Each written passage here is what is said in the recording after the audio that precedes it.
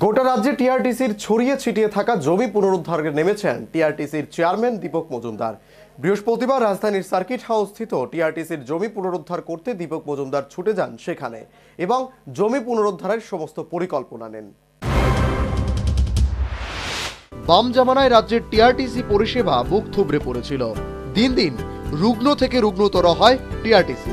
শুধুমাত্র অস্তিত্ব টিকিয়ে রাখার জন্যই কৃষ্ণনগর টিআরটিসিতে শোভাবর্ধন করত দু একটি যাত্রীবাহী বাস। রাজ্যের সরকার পরিবর্তনের পর টিআরটিসির খোল নলচে পরিবর্তনের সিদ্ধান্ত নেয় নয়া চেয়ারম্যান দীপক মজুমদার। তিনি গোটা রাজ্যে ছড়িয়ে ছিটিয়ে জমি পুনরুদ্ধারের সিদ্ধান্ত নেন।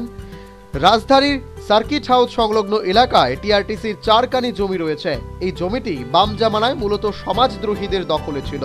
এই জমি পুনরুদ্ধারের জন্য বৃহস্পতিবার সার্কিট হাউসে যান দীপক মজুমদার। তিনি বলেন, এই এলাকায় টিআরটিসির মোট 4 কানি জমি রয়েছে। এই জমি পুনরুদ্ধার করা হবে এবং এই জমিতে স্থানীয় লোকজনের জন্য গাড়ি পার্কিং এর ব্যবস্থা করা হবে। এই জায়গাটা এখানে প্রায় 4 কানি উপর জায়গা আছে। বিভিন্ন অনেক বছর ধরে পরিত্যক্ত ছিল। বিগত আমলে যারা বোর্ড পরিচালনা করেছিলেন টিআরটিসির কিংবা সরকার উদাসীন ছিলেন, সমাজ বিরোধীর আক্রান্ত ছিল। কাজে সেটা থেকে আমরা অন্য চিন্তা করছি যে এই জায়গাটা কাজে লাগিয়ে আপাতত আমরা এই জায়গাটা পরিষ্কার করাবো।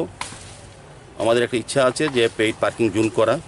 যারা এই এলাকা বসবাস করেন তাদের গাড়ি রাস্তা যারা থাকেন তারা সুবিধা পাবেন, তারা রাখতে পারবেন। পাশাপাশি আমাদের নিজস্ব আয় একটা বাড়বে আর সমাজবিধি আড্ডাটা আমরা বন্ধ করবো। আমরা পুলিশ প্রশাসনকে বলেছি, ওনারা এসছে আজকে।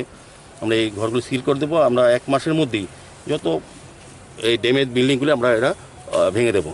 এখানে কোনো সমাজবিরোধী আড্ডা করতে আমরা দেবো না। দীপক মজুমদার স্পষ্টভাবে বলেন, এখন থেকে এই এলাকায় সমাজদ্রোহীদের কোনো দৌড়ঝাঁপ থাকবে না। গোটা এলাকায় তৈরি করা হবে পার্ক। চেয়ারম্যান দীপক মজুমদারের এই উদ্যোগকে সাধুবাদ জানায় স্থানীয় লোকজন। Bureau report, news vanguard.